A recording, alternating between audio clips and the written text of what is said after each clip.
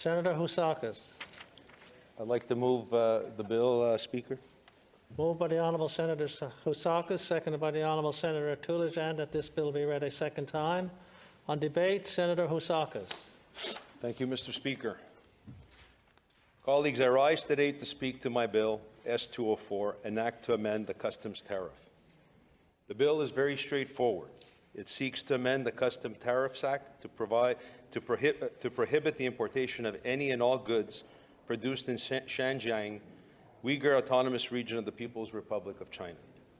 Some of you may be asking why I'm proposing this be done by the Parliament of Canada. Others may wonder if it's necessary given current law, and others may wonder about retaliation. So I would like to address each and every one of those issues. First, why am I proposing this ban? The answer is simple. Because of the mounting evidence that a genocide is being committed in that region by the Communist Party of China. And it's being committed for no other reason other than the people indigenous to the region are Muslims. They're being raped, enslaved, tortured, murdered because they're Muslim. Full stop. Integrated with this genocide is incontrovertible evidence that hundreds of thousands, perhaps up to 1 million members of the Uyghur minority, are being compelled to engage in forced labor for the benefit of the communist authorities and for the benefit of businesses that are implicated in this activity. In my view, by not taking action, by remaining silent, we are being complicit, even if inadvertently in the face of this outcry. And that's not who we are as Canadians. This bill is necessary to single out and further expose what may be the most serious violation of human rights occurring in our world today. I will begin by quoting from only a few of many eyewitnesses testifying to what has been happening in Xinjiang. Ruki Turdush is a Canadian citizen who immigrated from China to Canada in the 1990s. She has testified that her brother was killed by Chinese soldiers in 1992, and she has talked about the brave decision she took to leave China in the 1990s. She has spoken about being expelled at gunpoint with her baby from her Beijing hotel room for no other reason than because she was Uyghur. She has spoken openly about the continued harassment she has experienced even here in Canada at the hands of those who are in the service of or supportive of Chinese communist authorities. She has been harassed because of what she has dared to say about the repression that has accelerated since 2017. And I quote, "Since 2017, the Chinese government started to arrest everyone in East Turkestan, otherwise known as Xinjiang. I asked my dad how many of them are inside, and he said, you have to count how many are outside because all of them are inside." Mrs. Turdush's accounts are hardly unique.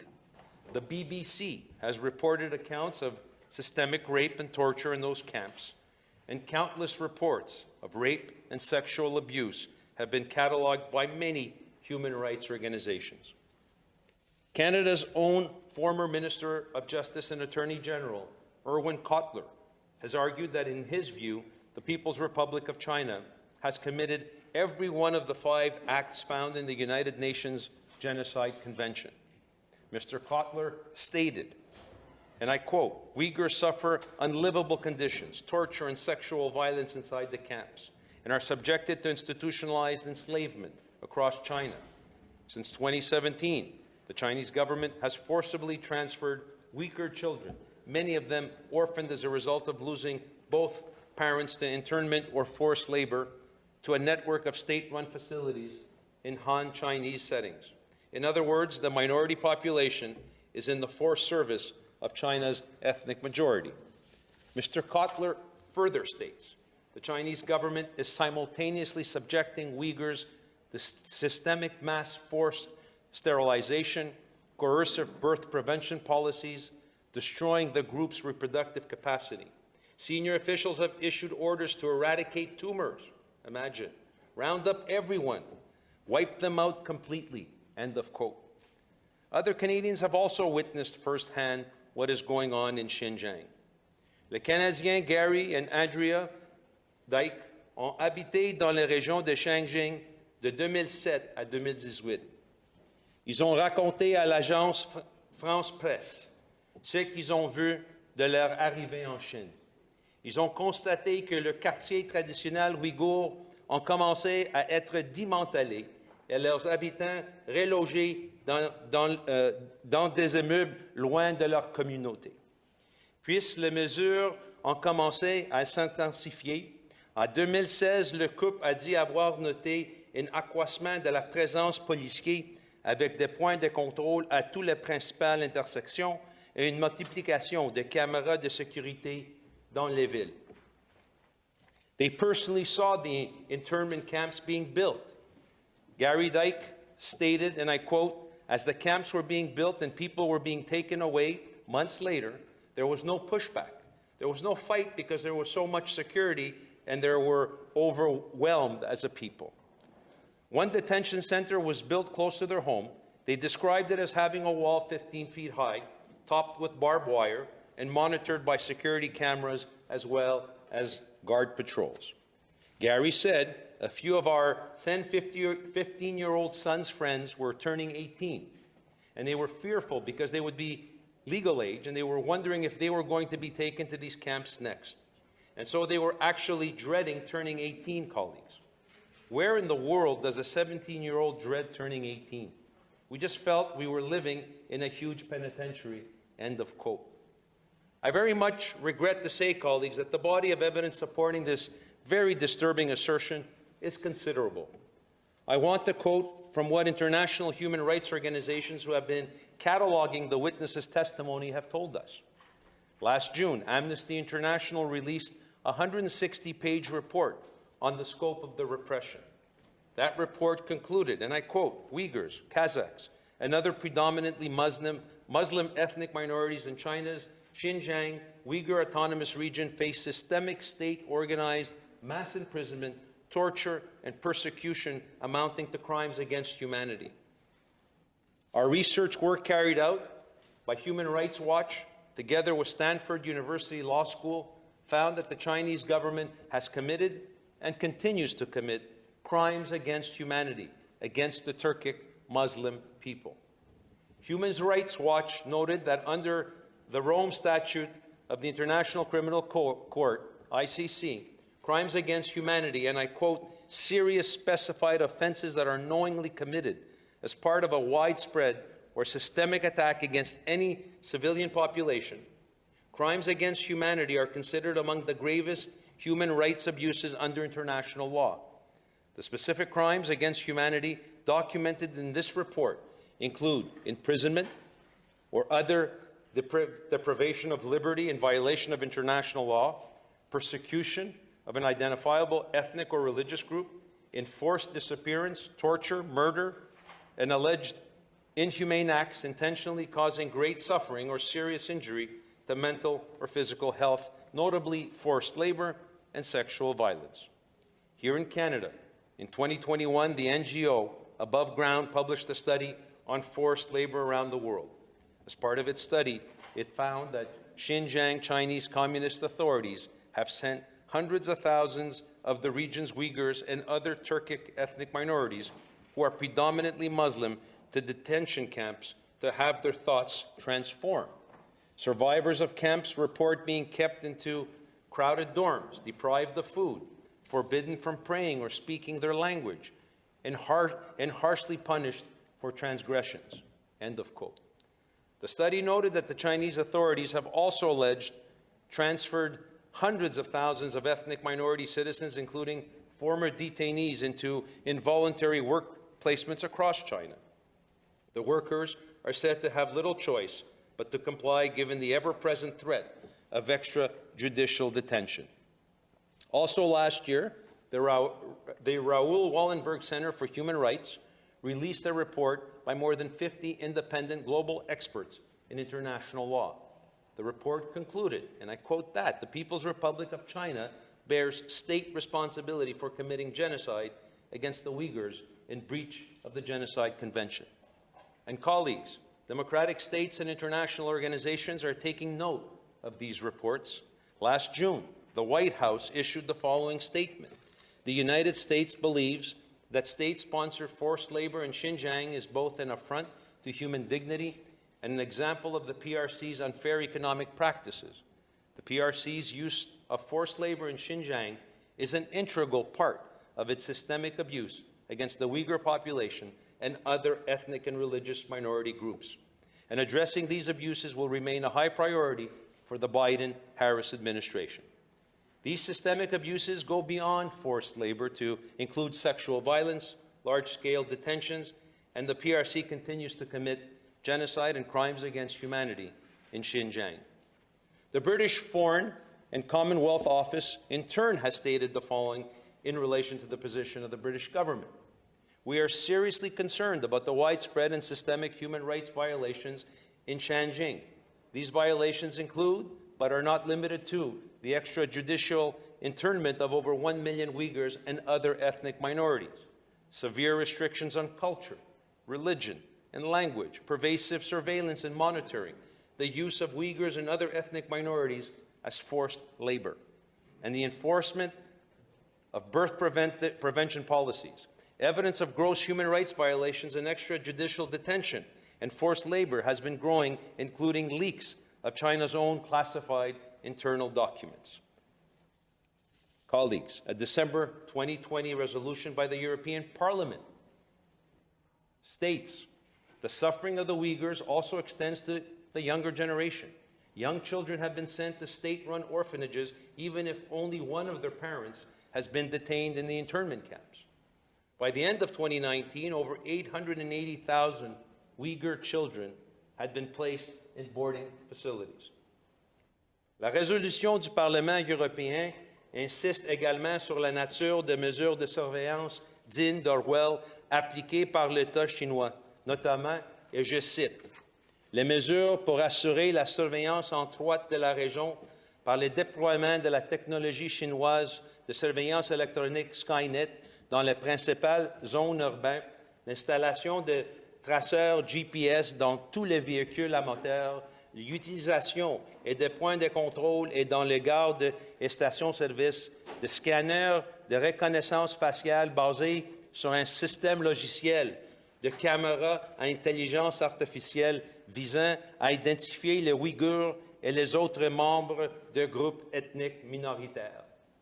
Enfin, permettez-moi de mentionner une déclaration mise en juin de cette année par les hautes commissaires des Nations Unies aux droits de l'homme donnant suite aux conclusions experts des droits de l'homme.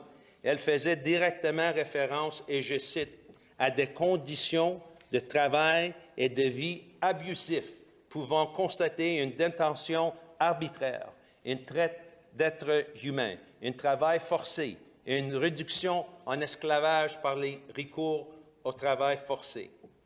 Elle reconnaît, et je cite, que certains de milliers de membres de la minorité ouïghour sont détenus dans des centres de rééducation. Beaucoup auraient également été transférés de force pour travailler dans des usines de la région autonome ouïghour de Xinjiang et d'autres provinces chinoises.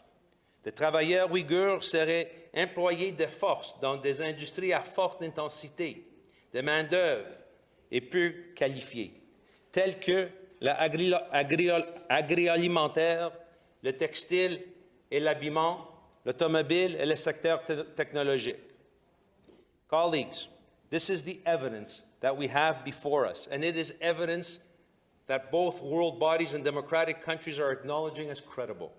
I submit that what is happening in Xinjiang should terrify us all the more because these actions we're hearing about now are consistent with actions that the communist authorities in the People's Republic have taken for many years. My intent isn't to be inflammatory or dramatic, but I believe that we need to be honest when it comes to the historical record, because the historical record helps us to fully comprehend what is happening in Xinjiang today. The Chinese Communist Party has ruled mainland China for more than 70 years. In that period of time, the generally accepted fact is that it has murdered between 30 and 45 million people. Some argue that the number is even higher. Likely no one will ever know the precise number. It doesn't matter what the exact number is, it is horrifying. Mais ce qui nous concerne dans l'histoire du Parti communiste est que le régime qui a commis ces actes est encore au pouvoir aujourd'hui.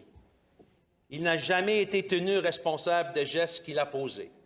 Nous avons pourtant décidé de resserrer nos liens avec lui. Je me demandais pourquoi. J'imagine que nous voulons croire que ce régime s'échangerait lui-même, qu'il reconnaître la nécessité de changer. Bien qu'il puisse affirmer aujourd'hui que des erreurs ont été commises dans le passé, cela ne modifie en rien l'un des principes directeurs des bases du régime, c'est-à-dire que toute action visant à défendre les intérêts du Parti communiste est justifiée. Cette position fondamentale est ce qui rend ce qui se passe à Xinjiang c'est terrifiant. Et c'est pourquoi nous ne pouvons pas tout simplement fermer les yeux encore une fois. Nous ne pouvons pas nous convaincre que le régime changera de lui-même.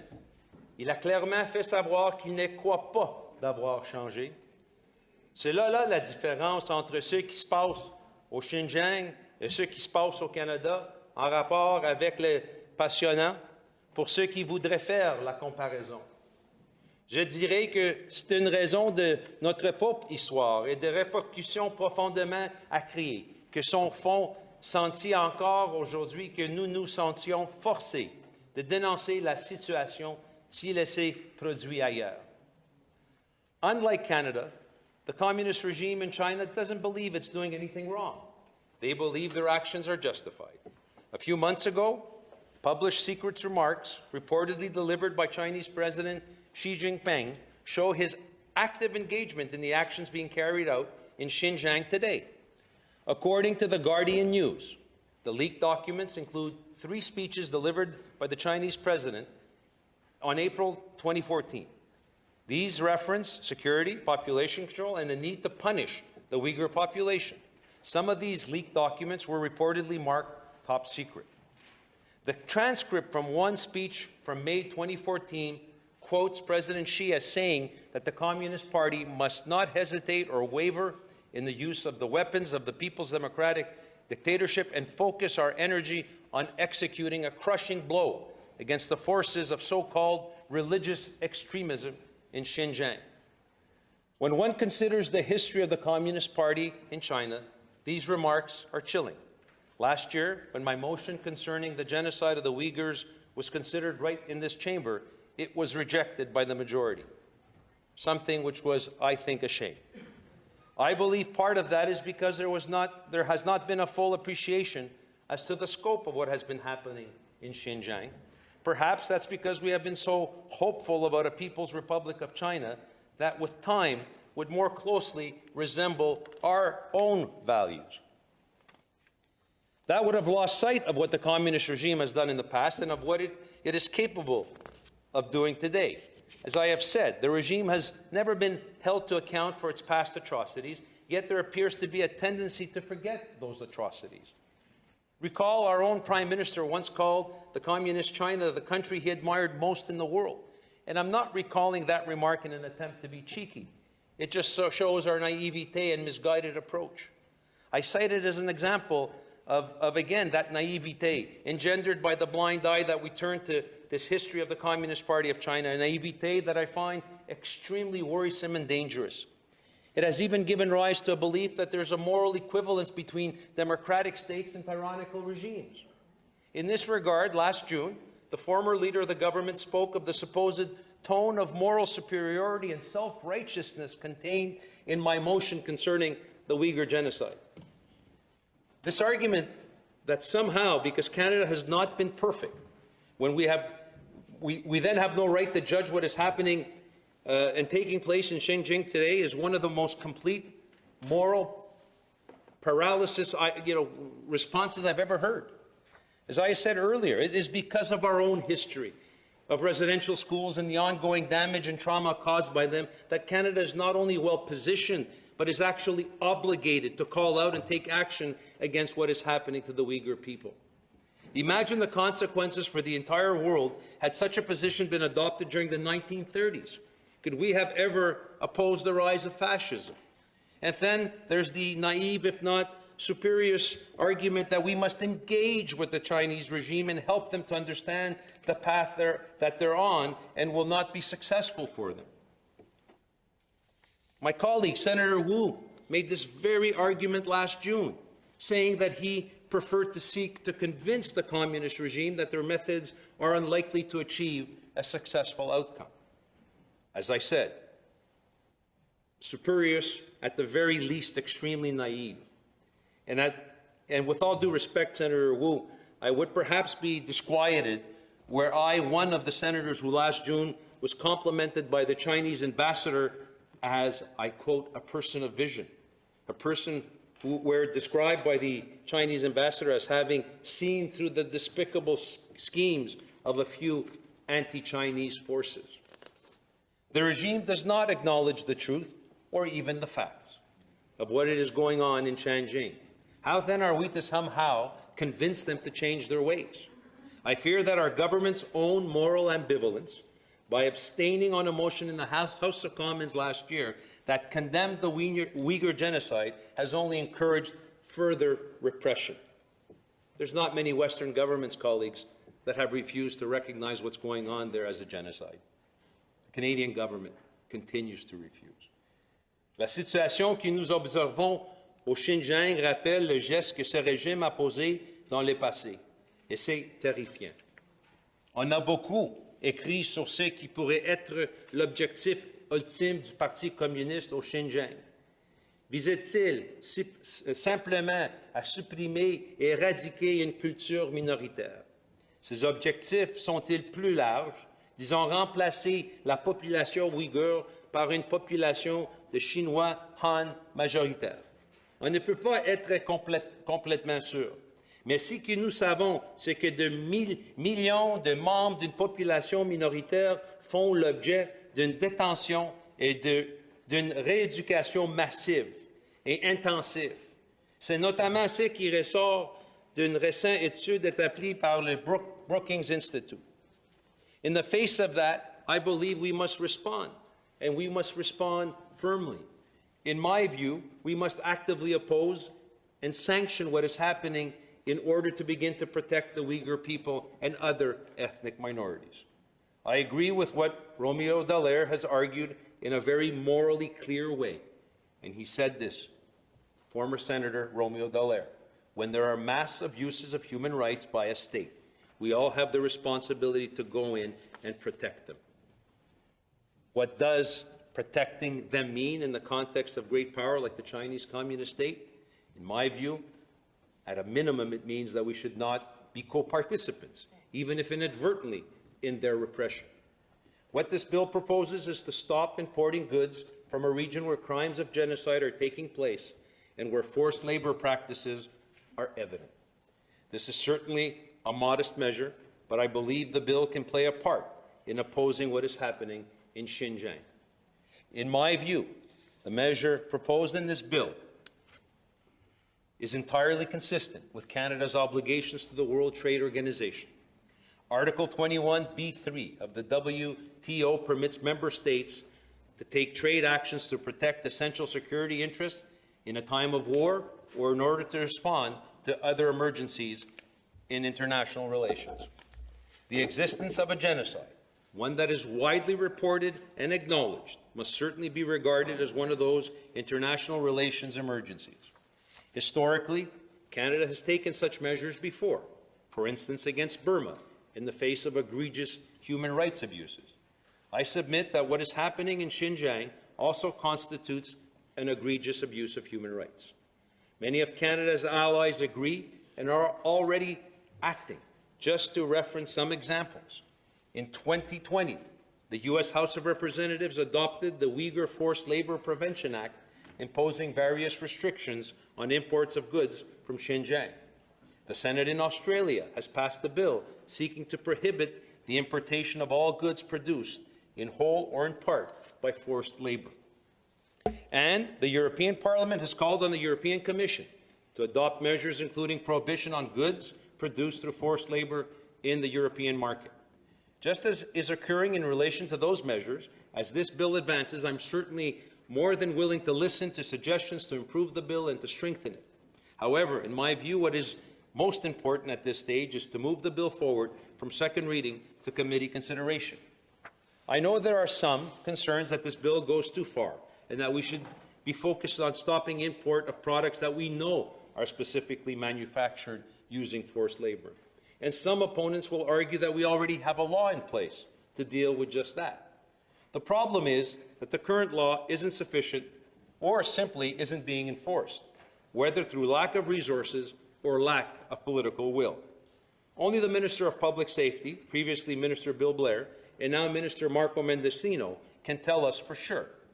But when you consider that in the years since we changed our customs law, the CBSA has stopped only one shipment from China with goods deemed to have been manufactured using slave labor. Colleagues, something's clearly not working. Whether it's the law itself or the inability to enforce it. I'm referring to the changes that were made to our customs law after an agreement to halt importation of goods manufactured with forced labor, which was part of CUSMA. In the United States, the onus is on anyone importing certain goods from Xinjiang region to prove that those goods aren't the product of forced labor. Whereas here in Canada, the Canadian Border Services Agency has taken the position that it doesn't have the authority to put the onus on the importers. Would it surprise my colleagues to know that CBSA argued this position before the federal court after a refugee group filed legal action last year? So that's why I want to introduce this bill. I want to make sure that it is very clear to CBSA that they have the authority to stop all goods from Xinjiang, that there's no onus on anyone to prove anything. I want to make it as clear and as simple as possible for our agents on the front lines to be able to do their job in fighting this egregious behavior. And I want to send a clear and unequivocal message to the communist regime of China that we, a G7 country, will no longer tolerate China's outrageous human rights abuses. We will use the leverage we have, which is access to our wealthy consumer market, which is considerable leverage, colleagues. I acknowledge that if this bill is enacted, the communist regime will retaliate. We should be under no illusions about that. Since the face of the arrest of Meng Wanzhou in 2018, the regime retaliated against Canada by taking 2 Canadians hostage. And it's ironic that I speak of this during the anti-bullying week here in Canada, because there is no perpetual bully in the world right now than the Chinese regime. We know and should expect that the regime may take similar bullying steps again. It is likely also to impose its own economic measures against Canada, just as it has done in the past in order to intimidate Canada, Australia, and many other of our allies. But Australia has responded confidently by diversifying its market. It has engaged closely with like-minded allies in order to make its stance even more effective against this brutal regime. This is what Canada must do as well.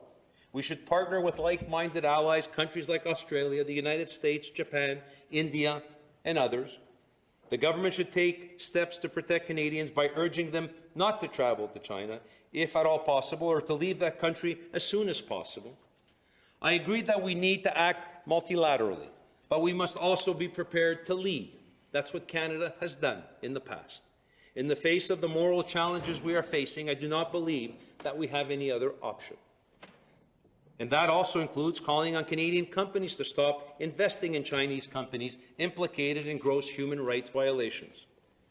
Thanks to the research and subsequent report done by Hong Kong Watch, we know that some of the largest Western pension funds, including the Canada Pension Plan Investment Board, the British Columbia Investment Management Corporation, and the Caisse de dépôt et placement du Québec, maintain substantial investments in Chinese banking and businesses, concerns that are allegedly implicit in human rights violations, including a number of Chinese companies that have been sanctioned by our allies like the United States around the world. We know that many well-known Western companies are heavily invested in Xinjiang and are benefiting from direct and indirect forced labor. Well-known figures such as basketball star Enes Kanter have been speaking out against Nike and other major corporations who have been implicated as a result of their investment in China, activities that only serve to strengthen and embolden the communist regime. We should not permit these activities to continue, because if we do, we are complicit in these human rights violations and in this genocide. Colleagues, I believe that we have a moral obligation to act, but also have a legal obligation. As Sarah Tish, an international human rights lawyer and legal advisor to the Uyghur Rights Advocacy Project, has pointed out, Canada has not only ratified several treaties that impose international legal obligations to suppress and eliminate forced labor, but we're also a state party to the UN Genocide Convention, which means that we are obligated not just to not commit genocide, but also to prevent it, to speak out against it, to take action against it. Article 1 of the UN Convention on Genocide states, the contracting parties confirm that genocide, whether committed in time of peace or in time of war, is a crime under international law, which they undertake to prevent and to punish. Undertake to prevent, colleagues. It's not enough to wait for the punishment to be doled out once the UN has established that a genocide has been committed. We are obliged under the law and obligated to prevent it from happening in the first place. Canada should not be signatories to these agreements for fun. They should mean something. Our word, our signature, should mean something. I know that many of you are disquieted by the idea of confronting China. The communist regime is a powerful one.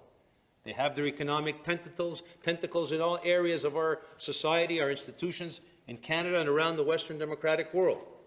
But this regime is also increasing its repression, not just against the Uyghurs and other ethnic minorities, but also in Hong Kong and against all dissenters throughout China and around the world. Simultaneously, the regime is becoming more bellicose in its action against neighboring states such as Taiwan, India, Japan, and against neighbors in the South China Sea. Threats and intimidation are a hallmark of this bully, but we can no longer be silent in the face of repression. We have a moral and legal responsibility to do the right thing. We know that the millions facing repression in Xinjiang are calling on us to do the right thing. They're calling for help. We shouldn't bury our heads in the sand. We shouldn't turn our back on them. We should hear their cries. These are people who are being tortured, oppressed, used in labor camps. And very often, many of those products come on our shelves. Canada can lead by example, and this bill is just one step, I believe, of doing that. In that spirit, honourable colleagues, I urge you all to support this legislation and send the message to the Uyghur people that the Senate of Canada and the Parliament of Canada hear their cries, and we are ready to do something about it. Thank you. Senator Bean. Will Senator Housakos take a question? Absolutely. Senator, thank you very much for a very interesting and, I would say, comprehensive speech. My concern, of course, is also with the treatment of the Uyghur minority in Xinjiang province, and I have worked on this for some years, and in fact on the famous case of Hussein and Chalil, I go back to 2006. My question is, however, a very specific one, and I ask because I simply don't know the answer. You cited some U.S. legislation and measures that other countries have taken, and I know there was a declaration from the European Parliament because I had read that as well. But I'm wondering whether you have any sense of the impact of that legislation in the U.S. In other words, how it has been applied, because it would raise, I think, certain resource questions. I don't have answers to that either, but in terms of how, whether it is through CBSA or other entities, or in fact through our missions and consulates in China, that this would be applied. I'm just very curious. Thanks. Senator Housakos. As you know, the United States legislature, it's only been a few months now that they passed their legislation banning all products coming in from Xinjiang. So the truth of the matter is I'm not quite sure how the applicability of that legislation on the U.S. side has been put into place. I'm by no means an expert on how the Americans conduct their trade. One thing I do believe, that this particular bill will make it it will be a lot less time-consuming, a lot less bureaucratic for CBSA, because any piece of bill of lading that will be coming to any Canadian port would be turned back. Because this is an acknowledgement, after tons and tons of international evidence of groups, that everything that's going on right now in the food industry, in the cotton industry in that area. All of that activity is being done by using forced labor in the Uyghur people. So I think this would be the simplest thing. Right now we have a complicated bill in place which places the onus of proof on CBSA to come up with evidence that the products that are coming in from Xinjiang are basically products that have been manufactured or put together by slave labor. So I think this bill actually simplifies the actual application of what we're trying to do, which is make sure that no product made by forced labor comes to our shores. Where currently, no one can convince me over the last 2-3 years of the bill that we currently have, the law that we currently have on the books, there's only been one container that was identified to having been products manufactured in Xinjiang by slave labor. I find that outrageous. It's hypocritical for us, knowing all the evidence of what's going on in that region, to assume that the vast majority of products, like I said, tomato from the agricultural industry, their cotton in the area, solar platforms, all of these industrial equipment that's been imported from Xinjiang, all of this stuff is well known around the world. There's nobody that denies that are being built, manufactured, and produced using the back of slave labor and the Uyghur people. So I hope I answered your question. I think this bill will simplify our response for managing the risks of accepting products that are coming here manufactured by slave labor. Senator Bean? Senator Ousakos, I have two other senators that seem to want to have questions. You want to take more questions? Absolutely. Sure. Senator McFedrin. Thank you very much, Your Honor. And Senator Ousakos, may I commend you on both your determination and your dedication to addressing what is happening to the Uyghurs in China. My question relates to technical terms, technical human rights terms, genocide and crimes against humanity. Because when I discuss your bill with other parliamentarians, this question has arisen. I have a second question if time allows. About a month after you tabled this bill in this place, President Biden signed the Uyghur Forced Labor Prevention Act, as you mentioned. There is not a specific reference in that act to genocide per se. We know your position on what to name what is happening to Uyghurs in China. Could I ask you please to help us understand better the terminology that you've chosen to use in this particular in this particular bill? Senator Ousakos. Well, the terminology of recognizing that what's going on in Xinjiang right now is a genocide, I've literally just stole that from experts like Amnesty International, from Irvin Kotler, from the Raoul Wallenberg Center. When they have done their evaluation of all the evidence that's before us, they will tell you that every single criteria that meets the recognizing this as being a genocide have been met in this particular instance. My bill, of course, is not so much preoccupied by that reality, it's preoccupied by the reality of forced labor camps right now that are used in the area. And I think at the end of the day, if we want to send a message that Canada will not tolerate this kind of egregious behavior and using forced labor of men, women, and children for whatever the reasons may be, this is the best way to do it. I think there's no ambiguity, it's not flexible, it sends a clear message to the regime that in their industrial capacity in Xinjiang, in their agricultural centers, and everything they're doing, producing and exporting, that we will not be a complicit and a partner in encouraging the abuse of these people. Senator McFedrin, one supplementary. Thank you so much.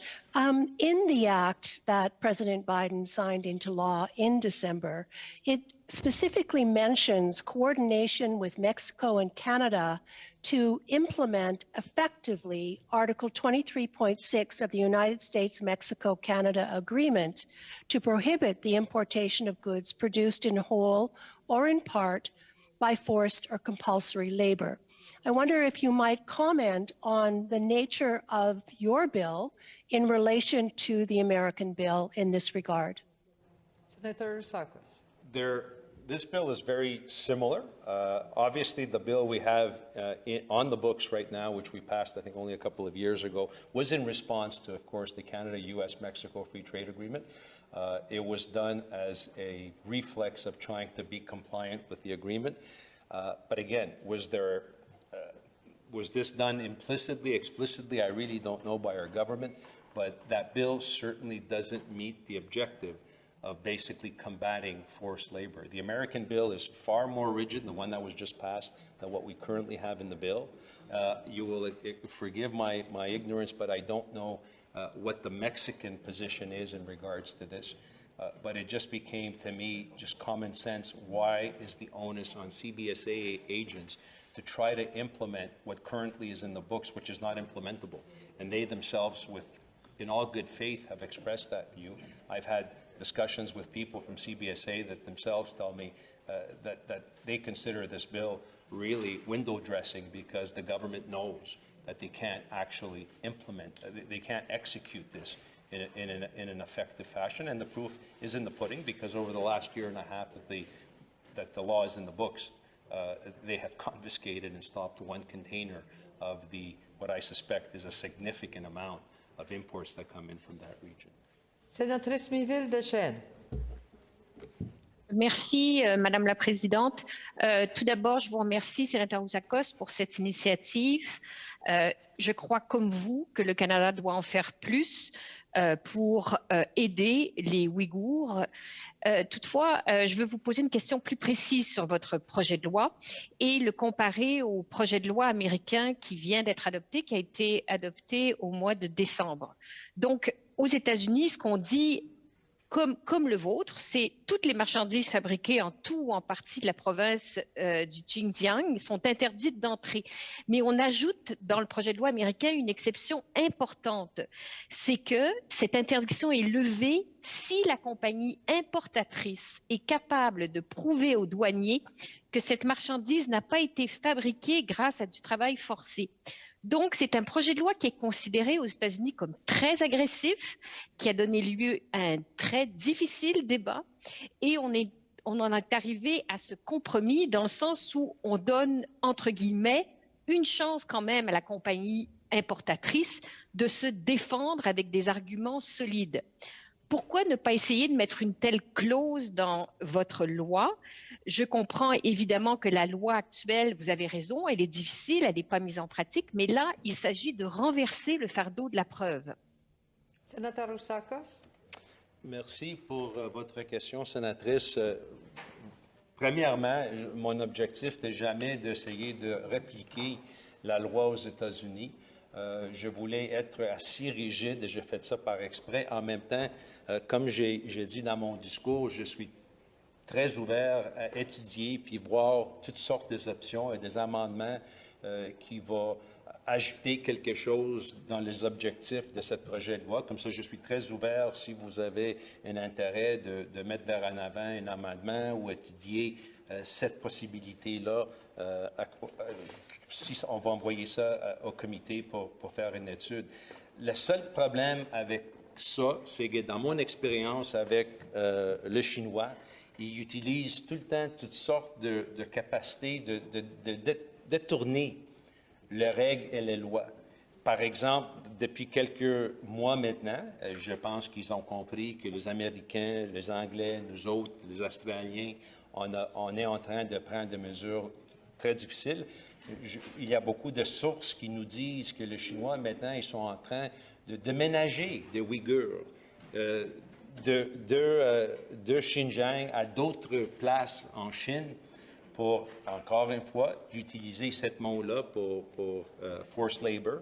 Mais en même temps, ils sont assez habiles à savoir qu'on est en train d'arrêter de mettre en place des éléments qui vont réduire l'importation de produits qui viennent de Xinjiang. Mais je ne suis pas fermé à votre proposition. Il faut être juste au courant que le gouvernement chinois sont très innovatrices par rapport à la capacité de contrevenir de la loi de différents pays à différents moments. Senator Duncan. Je crois que c'est moi qui va prendre Sénatrice Miville? l'ajournement. Oui. Oui, alors merci beaucoup de cette réponse, Monsieur Oussakos, et donc je prends l'ajournement du débat en mon nom. L'honorable sénatrice Miville Deschênes propose, appuyée par l'honorable sénatrice Duncan, que la suite du débat soit renvoyée à la prochaine séance du Sénat. Si vous vous